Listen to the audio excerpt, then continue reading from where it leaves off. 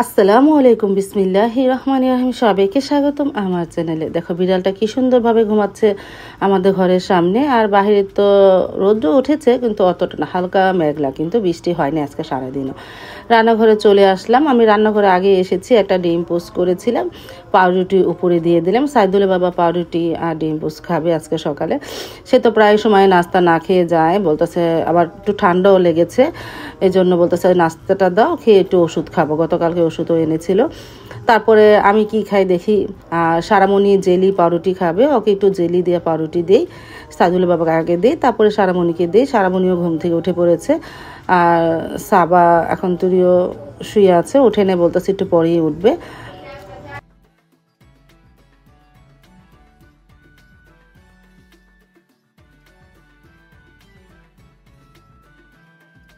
তারপরে এই যে জেলি পাউরুটি, সারামণিকে দুইটা পাউরুটি জেলিতে ভরিয়ে দেয়, ও নাস্তা করে নে। এখন তো একটু কমই চা বানাই, চা যতটা কম বানাতে পারবো ততটাই ভালো। সারামণি এখন আর তেমন চা দিব না।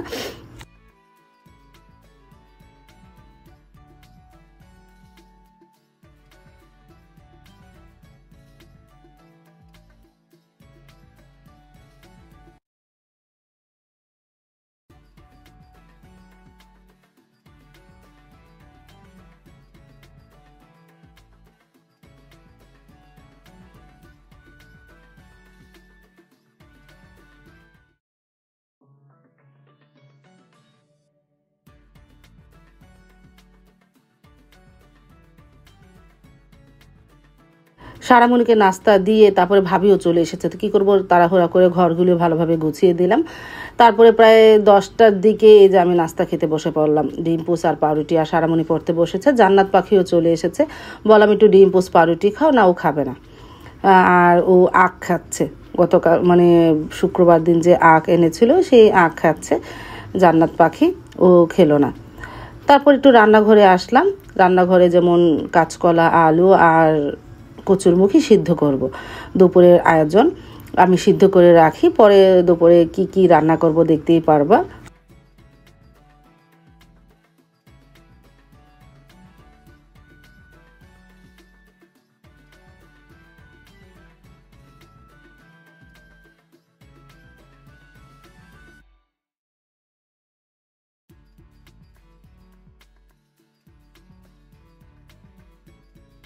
তারপর তো গোসল করে চলে আসলাম। গোসল করে আসার পরে বাহিরে আসলাম। এই যে সাবা না, সারামণি ফুল মানে গাছের যত্ন নেয়, গাছে ভালোই ফুল ফুটেছে।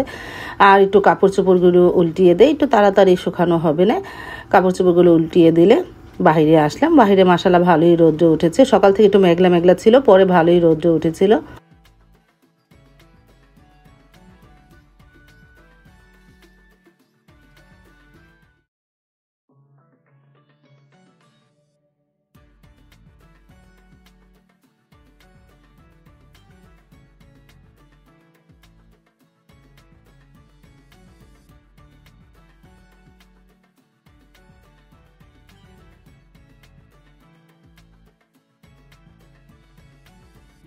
চলে আসলাম রান্নাঘরে, ভাতটা বসিয়ে দে আর শুটকিটা গরম পানিতে ভিজিয়ে রাখলাম।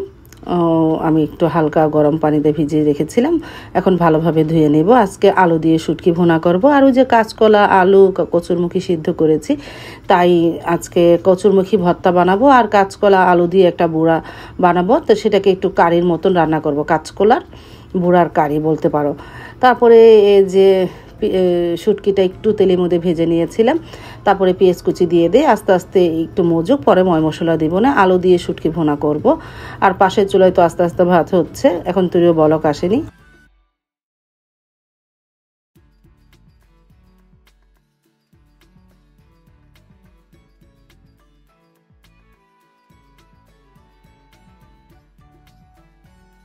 তারপর তো পেঁয়াজটা মজে গেছে, এখন আদা রসুন হলুদ গুঁড়া মরিচ গুঁড়া ধনিয়া গুঁড়া দিয়ে মশলাটাকে একটু কষিয়ে নিই। জালটা বাড়িয়ে দিয়েছিলাম, চারিদিকে কড়াইটা একটু কালো কালো হয়ে গেল।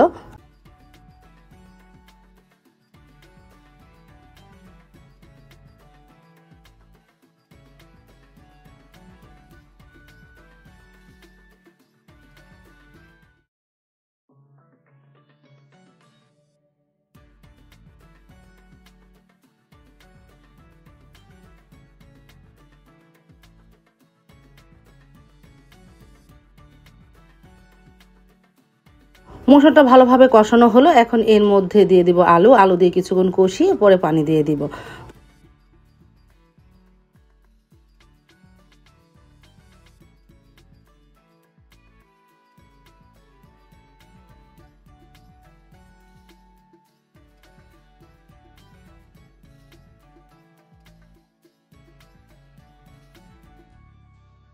আলু দেওয়ার পর অনেকক্ষণ কষিয়ে পানি দিয়েছিলাম। এখন আস্তে আস্তে ভুনা করে ফেলতেছি। আলু দিয়ে শুটকি ভুনাও বলতে পারো। আর এদিকে আলু তারপরে কাঁচকলা আমি ম্যাশ করে নিয়েছি, মানে মুথে নিয়েছি। এর মধ্যে ধনেপাতা পেঁয়াজ দিয়েছি, একটা ডিম দিয়েছি, একটু মরিচের গুঁড়া দিয়েছি, একটু ধনিয়ার গুঁড়া দিয়েছি, আর গরম মশলা ফাঁকি আর লবণ। এখন ভালোভাবে চটকে নিব। ও আর একটু দিব, কর্নফ্লাওয়ার দিব। এতে করে মানে এই চপটা একটু হার্ড হবে, ভেঙে যাবে না তেলে দিলে। তারপরে ভালোভাবে সব কিছু একসাথে মেখে নিব। ভালোভাবে তো মেখে এখন গুল গুল করে আমি ভেজে নিতেছি। এটা কারি রান্না করব। আর এদিকে শুটকি ভুনাটাও হয়ে গেল।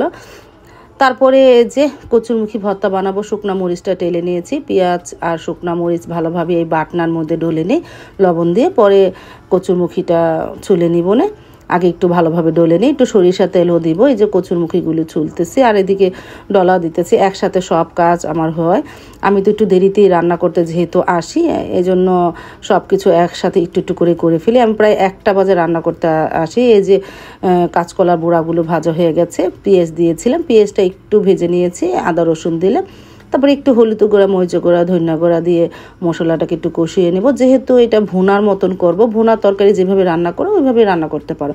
আর এখানে মূলত তুমি যদি পেঁয়াজটা বেটে বা ব্লেন্ডারে ব্লেন্ড করে দিতে পারো তাহলে আরও ভালো। আমি একটু তাড়াহুড়া করে রান্না করলাম তো এই জন্য আর দিলাম না। আর আমার যে আগে লবণ দেওয়া ছিল আমার মনেই ছিল না, এই জন্য এখন লবণটা একটু তুলে দিলাম। যখন লাগবে তো আবার দিয়ে দিব। একটু পানি দিয়ে ভালোভাবে মশলাটাকে একটু কষিয়ে নিই।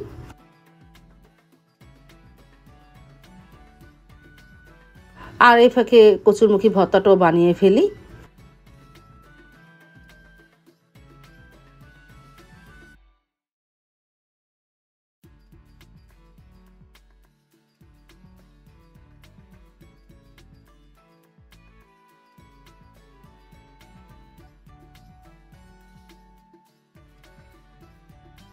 তারপর তো কাঁচকলার কারিটা হয়ে গেল। আমি ঝোল তেমন একটা রাখিনি, একটু মাখা মাখা করেছি। তারপরে সাইদুল বাবা নামাজ পড়ে আসার পর আমরা দুপুরে খাবার খেতেও বসে পড়লাম। সারামণি খাবে না, বলতেছে উপরে খাবে। আর এদিকে সাইদুলের বাবা আর আমি খেয়ে নিতেছি। আর প্রথমেই কচুরমুখী ভর্তা নিয়েছি। গরম গরম ভাতের সাথে তো ভালোই লাগে এই কচুরমুখী ভর্তাটা, মানে এটা আমরা অনেকে গাঠিও বলতে পারে। আর সাবা একটু ওই যে কাঁচকলা বুড়া খেলো।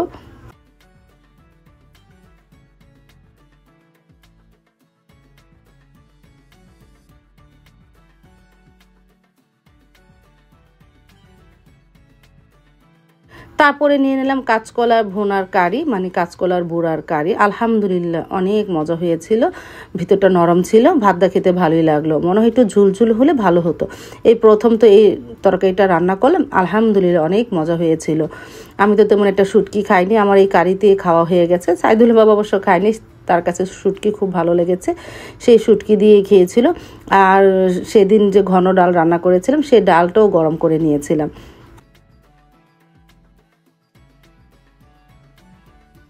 তারপর তো দুপুরে খাওয়া দাওয়া করে আর ভিডিওটা করা হয়নি। সন্ধ্যার পরে রান্নাঘরে চলে আসলাম নামাজ পড়ে। সাবা বলতেছে পাস্তা খাবে, কয়েকদিন যাবত মেয়েটা বলতেছে একটু পাস্তা খাবে। সেদিন যে স্বপ্নে থেকে নিয়ে এসেছিলাম আর রান্না হয়নি, আজকে সন্ধ্যার পরে রান্না করে দিলাম। আমি সবসময় একটু গ্রেভি পাস্তায় রান্না করি। আর যেহেতু একটু মরিচের গুঁড়া দিয়েছি, একটু হালকা লাল লাল দেখা যাচ্ছে পাস্তাটা, একটু চিকেন দিয়েছিলাম। পাস্তাটা রান্না প্রায় হয়ে এসেছে, একটু পরেই নামিয়ে সার্ভ করব। আমরা 3জনই খাবো, কিন্তু একটু ঝাল ঝাল করেছি তো ভালোই লেগেছিল।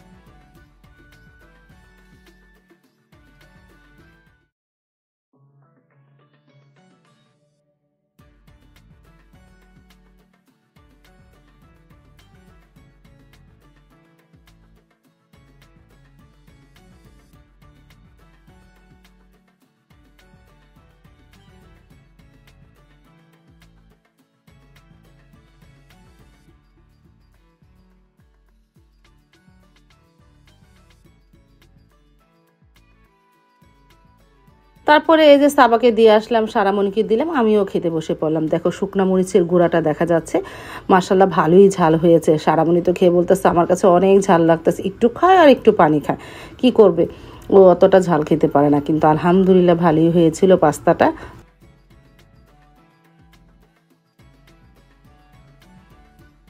আজ তাহলে এই পর্যন্ত, দেখা হবে আগামীকালকে নতুন আরেকটা ব্লগ নিয়ে। আল্লাহ হাফেজ, আসসালামু আলাইকুম।